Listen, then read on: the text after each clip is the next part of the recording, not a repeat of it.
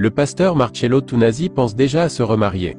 Quelques mois après le décès de son épouse Blanche Tuna, Marcello Tunasi se sent déjà un peu seul et a besoin de la chaleur féminine pour prendre soin de lui et de ses enfants.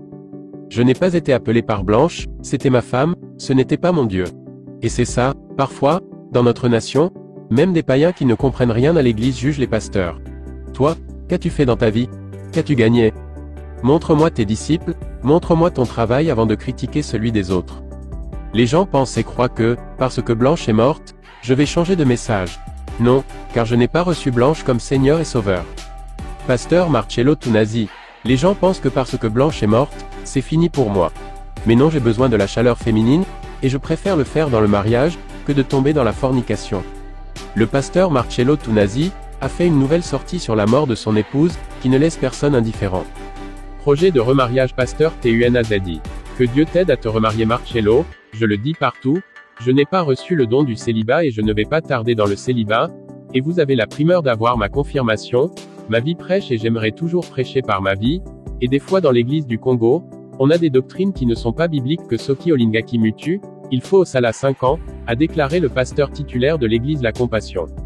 Critique d'abord ton propre travail avant de critiquer celui des autres, éduque d'abord ton enfant avant de vouloir éduquer le mien.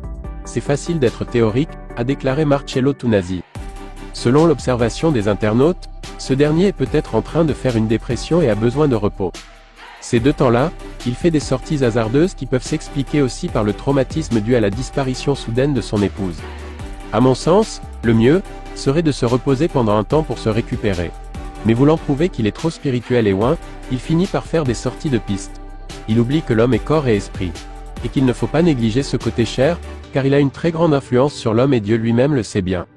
Je pense que le doyen a besoin de prendre un repos sabbatique. Quand tu endures un traumatisme, il faut savoir prendre du recul et créer de la paix autour de toi. Un homme de Dieu reste un être humain. Ces récentes sorties publiques me laissent un peu perplexe. Les propos du pasteur Marcello Tunasi relatifs à son remariage a créé une polémique sur la toile.